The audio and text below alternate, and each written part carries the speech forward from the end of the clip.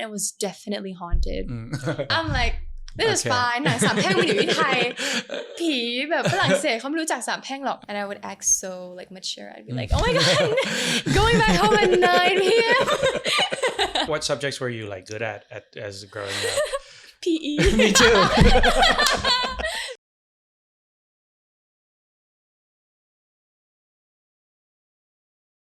สวัสดีครับสวัสดีนะครับผม Talk to Talk นะครับผม So our guest today น้องแอลลี่นะครับ What an honor to have her on our show like very very nice of her to agree to come onto this show as well and that's because like I don't really know her personally like I've met her since she was when she was very very young which I don't think she remembers but through her interviews and through her work whether it's her Netflix show that she's about to do a second season she just released a song she's had experience working in the entertainment industry abroad and you know there's so many interesting things about her but today our main conversation will be about like who she really is, you know, just like casual conversation. So I'm pretty excited to see how this one will go. And I hope that everyone could join me on this journey to really meet who Ali is as a 20-year-old.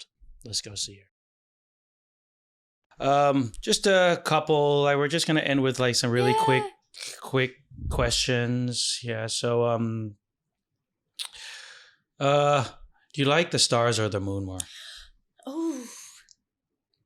Stars. Yeah. Do you say football or soccer? Soccer. You say soccer, don't you? No, but it depends on who I'm talking to. If we're talking in Thai, I'm like, yeah, I do football. But when I'm in English, I'm like, yo, let's go play soccer. Yeah, it depends. Okay.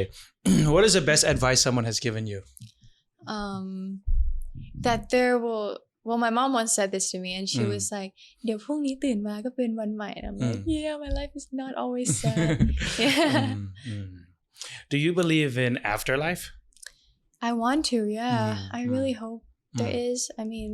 Like karma. Do you believe in karma? แบบทำดีได้ดีอะไรเงี้ย Honestly, I think it's just like, if you're a good person, most of the time, the energy you'll receive back is good because if you're kind to other people, people would want to be kind to you.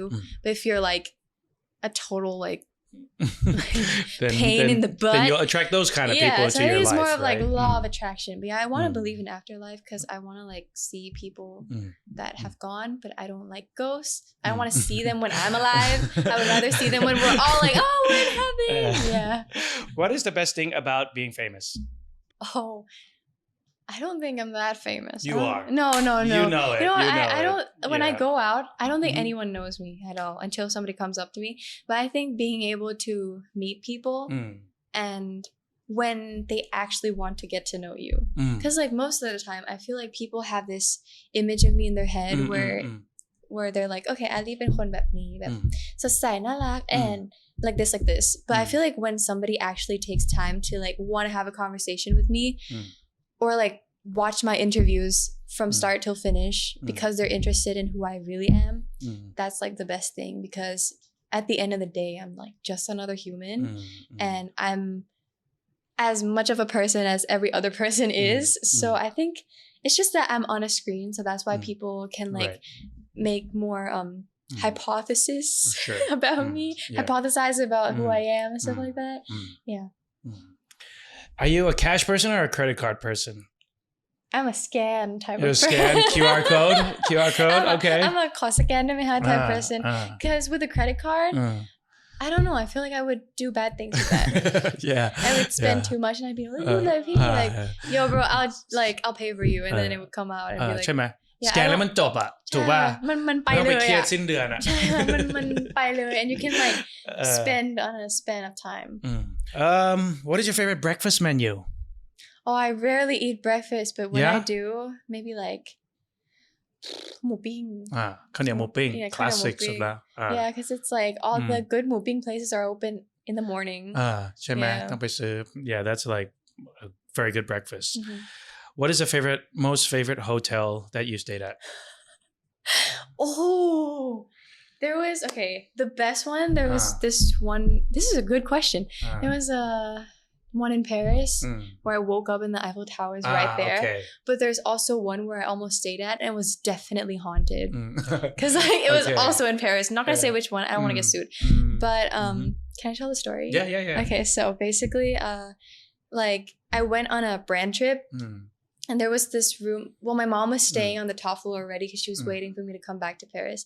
And they had reserved a room for me already. And so I was like, okay, mom, I'm going to like sleep alone because like they already reserved this for me. I feel so bad if I don't spend a night in this room. So my mom took me down and like, we kept on going down and down and down. And I was like, oh my God, where is this room? And it was like in the basement floor. And I was like, oh my God. And okay, basements are fine. And I'm like, whatever, basement. So I walked down and it's like the top floor does not have this, but the basement floor, it's full of pictures of like ancient people, like ancient googly-eyed people. They're like I don't know, they're just staring at you. I understand ยุโรปชอบอย่างเงี้ยจะวินเทจไปไหนก็กลัว feel แบบ something something with like they definitely have like a 1 2 3 in their name, like a first, second, third. Like I just know that their name is super long and that they ride horses. So I was like, whatever, like it's chill. I'm not gonna be in my room. So I get to my room and it's like มันอยู่ตรงสามแพร่งพอดีค่ะ I'm like this is fine หนังสามแพร่งมันอยู่ที่ไทยผีแบบฝรั่งเศสเขาไม่รู้จักสามแพร่งหรอก so I walk in the room the whole room's red it's like red and I'm like it's fine doesn't remind me of blood or anything very positive so far yeah. And then I open the door I see my luggage over here I walk in and I'm looking inside the room and suddenly the lamp it's like it has like jewels on it like jewels hung down and there's no windows open. We're on the basement floor. If we dig out, it's going to be soil. It goes, cling, cling, cling. I'm like, you have this room to yourself, sir. You can sleep as much as you want. I drag my suitcase out, and me and my mom start running. It's like they do this, huh?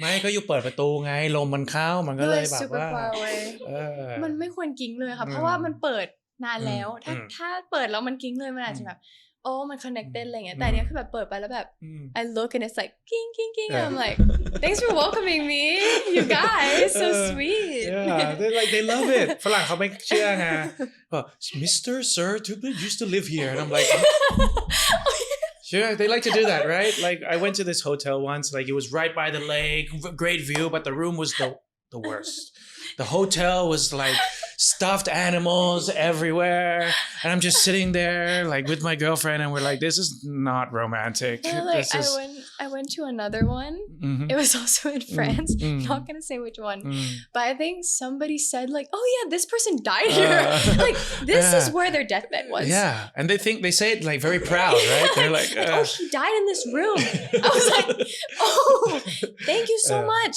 so now I'm gonna sleep with knowing that he's definitely still in here like oh my God I'm sleeping where he died yeah that's comforting thanks for the info right yeah so what do you do like daily like in your free time I rarely have free time really but when I do it's just I like to stay home like I'm kind of introverted yeah and so I invite people over like my friends or I like watch a movie at home sometimes do music if okay with your friends yeah sometimes like you jam and stuff like that like you get together okay but my friends are mostly like studying abroad so it's very rarely that like they can come to my house but when it's like summer break then yeah most of the time I spend it with my friends at home we don't really go out because like I don't really go out at all yeah that's one of the things I wanted to know because when I was 20 right like I was just thinking like what was I going through like did you go out I did but like to be honest like when you go to a school like BPS at the time like I was what were you class of what 2022 yes, oh yes. I was class of 2008 so at the time it wasn't like rules weren't that strict so we could go out at like 15 16 really? years old yeah like Khao Road and stuff like that but like now it's a lot more strict so it's like a little bit different in this generation I guess yeah so I just want to take you back to like your childhood a little bit okay so you were born in Thailand yes you were born in Thailand and what was your first school my first school was a school called a kindergarten called Palina okay I learned from like อนุบาล1หรือข้อ2 ถึง 4 I think 3ไม่มี 4 เหรอ Song is toddler I think Song is like nursery but kindergarten 1 kindergarten? Was it a Thai or was it an English speaking It was a school? bilingual school. I remember like we had an English teacher come in, but I was so nervous to speak English, so I was like, nope, I'm not speaking in English. And I knew what English was. I kind of understood it, but I would not speak it to anyone. And so when my English teacher would say it to me, I just speak it back in Thai. Okay. Because like I know you live in Thailand, so you probably know a little bit of Thai. Okay. Yeah. And so Thai was your first language. Yes. Thai was your first language. Yeah. And so you stayed there until how old? I think I graduated. I had a graduation ceremony. Okay, like a first school graduation. Yes, I think Anuban Sam was like where I then like took an exam to ICS. Okay. Yeah, and so after that I got in when it was first grade. Okay. Yes, I got into ICS when it was first grade and I stayed until 9th grade. Okay. And did you do SATs? Did you do GCSEs? No, we had SATs. But I didn't have to take like SATs when it was like to get into college. Right. Because I took it in like maybe 5th grade, like 4th, 5th grade to like do like the annual like SAT test. Right. It was so stressful for me. Yeah. The vocabs, me too. Yeah. I was like, yeah. And like I wasn't good at math and science. And so and math and science was like the main ones. So it was stressing me out. And history, I wasn't really good at that either. And so yeah. SAT stressed me out. And we had like finals as well. I took my first final in 9th grade. Yeah. Thank God I didn't have to take any after that. Okay. And what subjects were you like good at as growing up? PE. Me too. PE. Me too. You know, I actually like failed a PE test once. Yeah. But we had like beep test. Beep test. คือ beep test นะจะเล่าให้ฟังนะ beep test คืออย่างงี้คือเขาจะให้ทุกคนอ่ะอยู่ใน like they put you all in a line right and then they go beep and then you have to run and then you wait on the other side and they go beep and then you run and as time goes out it goes beep faster beep. So you have to beepอันนั้นเนี่ยมันจะเป็นสิ่งที่มันจะทดสอบความฟิตของเราและที่โรงเรียนพวกเราเนี่ยอย่าง ICS อย่างที่ผมอยู่เนี่ยเวลากลับมาจากซัมเมอร์แม่งชอบให้ทำอันเนี้ยเพื่อที่จะเหมือนดึงความฟิตของเรากลับมาและทดสอบว่าอยู่ฟิตมากแค่ไหนใครเรียนโรงเรียนนานาชาติต้องรู้จักกับ beep test เนี่ยแล้วมันก็จะเป็นเลเวลนะหมายถึงว่า athletes also do beep tests you know really? like yeah footballers they do beep tests so I think it's out of like 15 or something like that and you get a score and if you can't do it you go out right yeah so, I had a beep test and actually I think in like I don't know, maybe elementary, like it wasn't like a very high grade. So the distance was really short. But I remember like we were beeping back and forth and it was just me and my friend, this other girl and this other guy. And I was like very competitive when I was younger. And so like my mom's laughing because I think she knows what I'm going to talk about. But it got to like 110. Okay. It was like beeping like beep, beep, beep, beep like that. And then my like girlfriend gave up. She left and I was like, no, I'm gonna do this for the girls.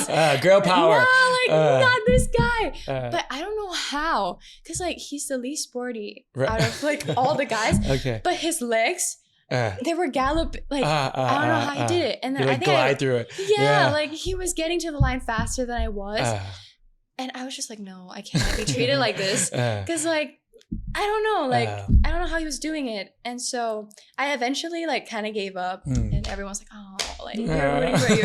And so I was really disappointed in myself. But I think I got to like 128, I think. Okay.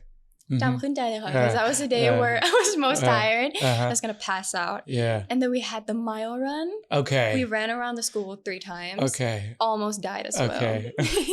Those things they make us do sometimes, huh? Mile run, like at one time. Okay, secret, but I stopped at the back of the school where the teacher like was not there, and I stayed until it was the last round, and then I ran with everyone else, and I was like, oh, I'm so tired. Yeah, but that's what I did. So you mean like you didn't run the full one, but you waited for the last lap? Yeah. Okay. So, yeah. Okay. Okay. So and you went to uni. Okay. Before we go there, like, do you have like any memory, like as like what is your childhood memory that you feel like is an example example of what has shaped you to be who you are today? Like, I think, is that a hard question? Is that okay? No, it's a really fun question because now I'm thinking about so many like funny memories. I think middle school has shaped me the most because it's the age where you kind of have to learn to like, okay, be more mature. You have to shift into different like groups of people, and sometimes you can't really like play that much anymore because there's like more exams and harder classes. But at the same time, like when I was in middle school, I was into like going to after school activities. Like we had like F&F. It was like Friday night fun, something like that. And so we would stay at school until like 9 p.m. And I would act so like mature. I'd be like, oh my God, going back home at 9 p.m. Like eating pizza and playing dodgeball. Like this is my life. And so that was my favorite memory. You feel cool, huh? Those days it's like เป็นผู้ใหญ่แล้วเฮ้ยได้กลับบ้าน3 ทุ่มแล้วเว้ย Yeah, and then we had Ignite camp. It was called Ignite. Oh my God, I love my school. Ignite camp. I actually don't know if it was called Ignite or I don't know what it was called. But we would go to ต่างจังหวัด. You would pay to go to ต่างจังหวัด and then you would spend like a few nights there. Oh, so like a residential trip? Like with the school? Okay. Yeah, but this was like an optional trip where you didn't have to like do anything else. You just kind of went to like do activities and like mingle with other people. And I went when I was in like 6th grade, and so there would be 8th graders. I would be like, yo. They probably hated me, but I was like, yo, I'm in 6th grade. And so like it really added to like my communication skills. Sure. Because I would be like, yo, like, hey, like let's make friends. But they probably like did not care about me at all. But you know, being in like a place where there were like people of different ages and like since they were older, I kind of learned how to like adapt to that. And so now in the industry, like there's a lot of people and people of many different ages. And so whenever I go to different events, I try my best to shift and like change, and that's an important skill to have. Communicate with everyone.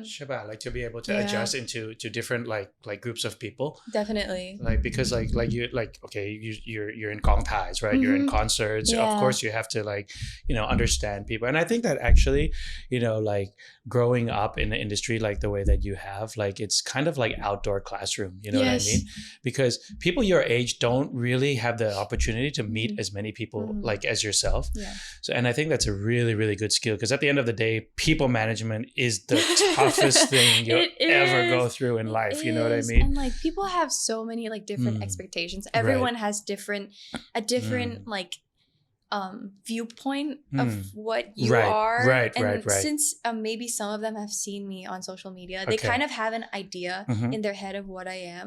And so I try my best to like meet them and talk to them, because I feel like I want to know people I work with.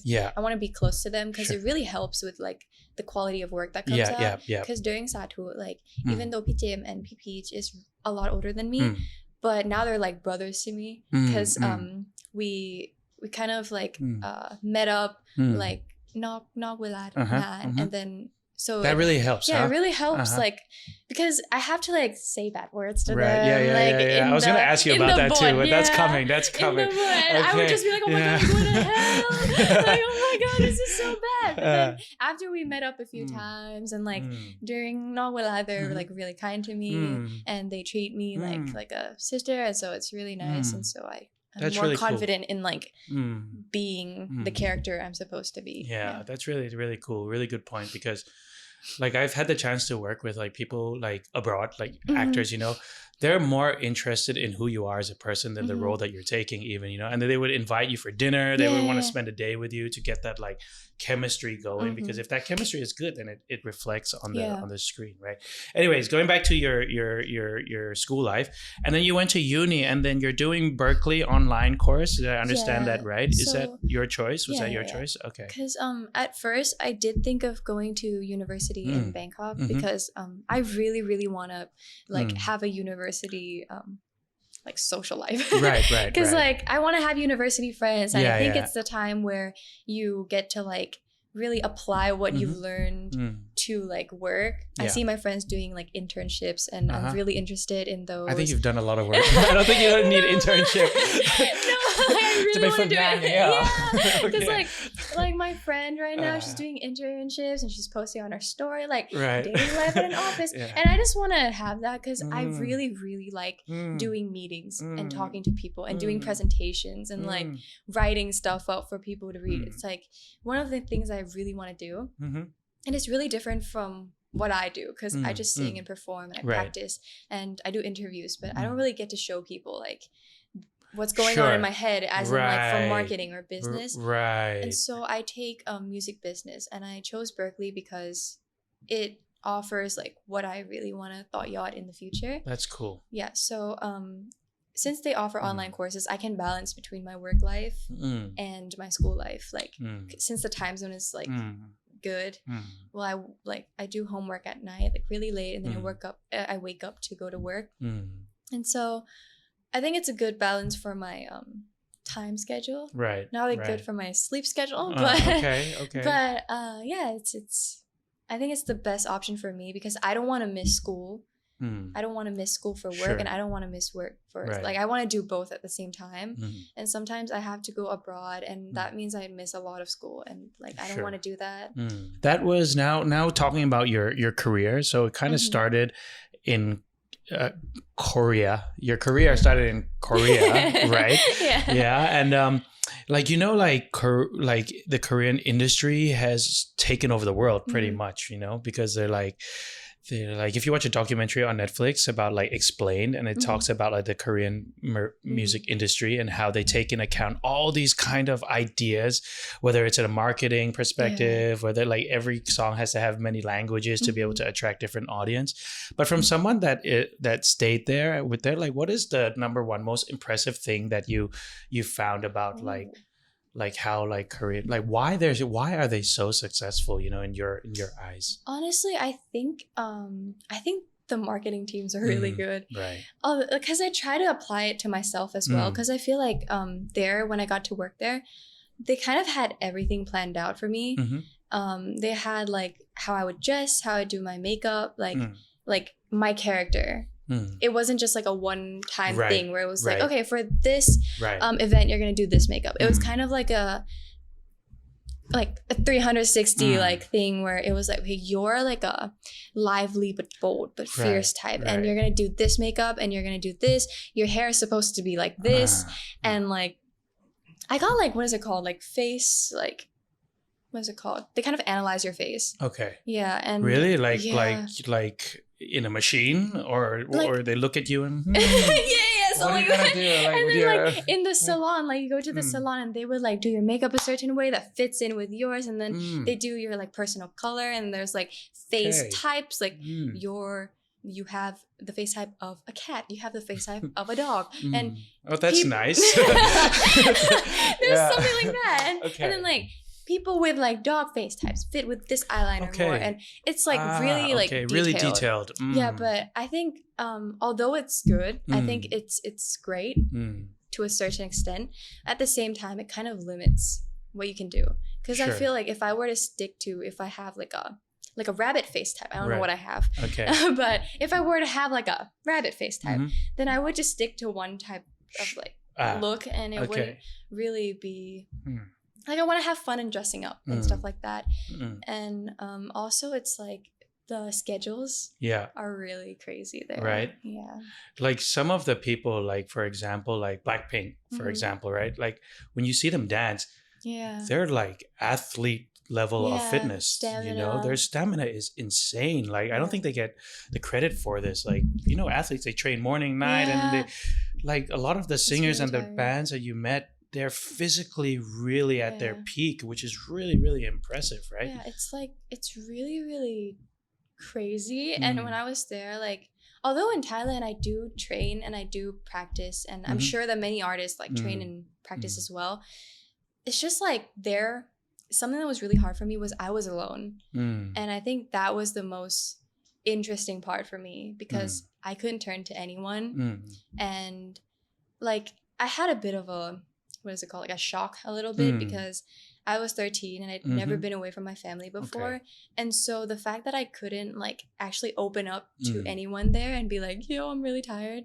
Because there's this like certain level and like boundary you have with your managers and your team. It was like you wouldn't be able to kind of talk to them about how you're feeling like emotionally. Right. I understand. Yeah, so that was kind of hard. Okay. And who was your guardian at the time? It was my manager. Like we had a team. Manager from Thailand? No. You found one there. Well. Okay. Yeah, so I had a few managers there and I had my team like of like creative directors and stuff like that. Yeah. But I think like I think the only thing that was, I don't know, because in Thailand, since I'm fluent in Thai, I feel like opening up to people is easier. It's easier, for sure. And connecting with them is easier. But since I was in Korea, I knew a bit of Korean and I could speak English with them, but they would rather not speak English to me to like help my Korean get better. So I would just have to like be like, yo, like hungry or like tired. Like, I don't know. It was just, that was what was really, it was just tough. It was a tough time. Okay. Yeah, I couldn't like do anything and I was just there like, what am I doing with my life? I didn't know if I was going to debut or not. Yeah. So, and you were 13, you said, right? Yes. That's a pretty tough age to be away from, right, at the time. But yeah. And so like, there's just a couple lines, like you wrote it, right? First of all, when you write a song, what kind of frame of mind do you have to be in? Like, do you have to put yourself in a room? Do you have to feel calm inside that you want to express something? Or are you under like a time frame where they're telling you, get these lyrics done by now? Like, you know, how do you start writing a song? It's really, I feel like for songwriters, they're on a more like, they do it like very often. But for me, I've only written one song before this. Okay, so this is your second song. Yeah. Okay. And the first song for Heartbeat, it was called Heartbeat. It came because, honestly, normally when I get songs, I get demos. Yeah. And sometimes I feel like it's not really 100% me. Right. And I don't want to reach to do something that I know is not me at all. Okay. So I told my label that like, no, keep your demos. I'm writing myself a song. And I was like, after I said that, I was like, I don't know how to write a song.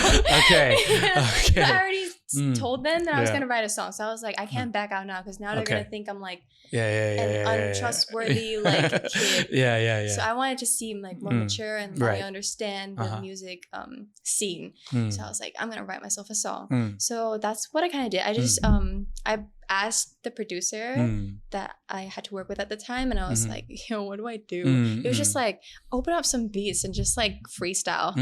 And the first song I actually wrote, the whole thing was like rap. Okay.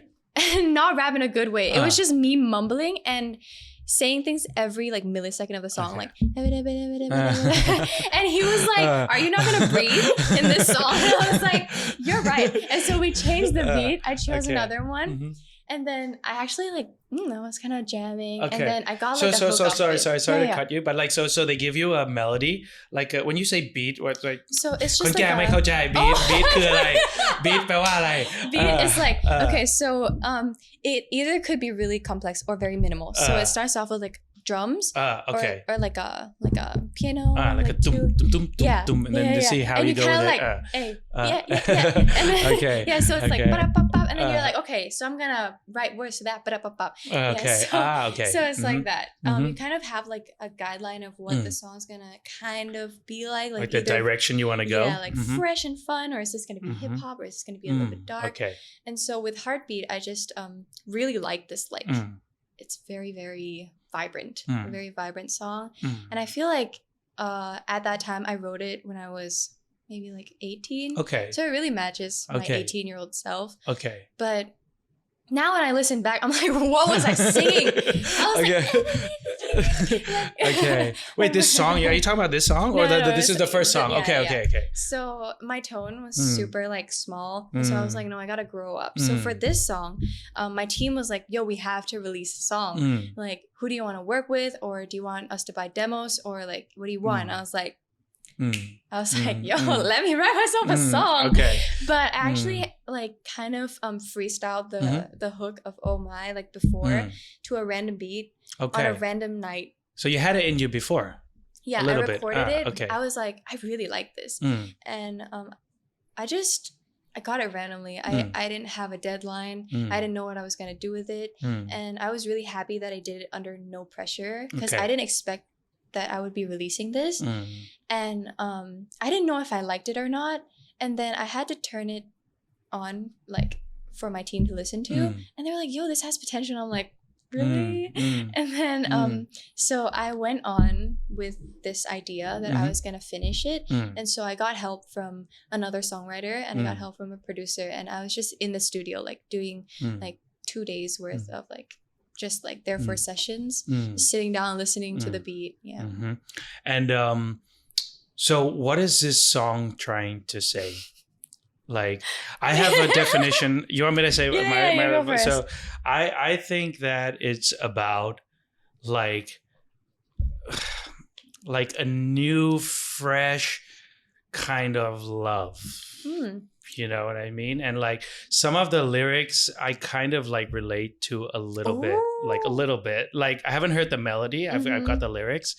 And so like, so the first line it goes sing it for us, I can't sing give me a new beat.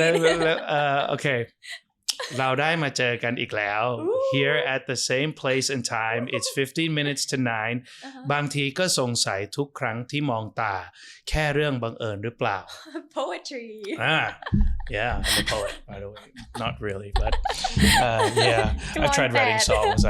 Oh, really? Yeah. Should release it. No. There's a reason I didn't release it.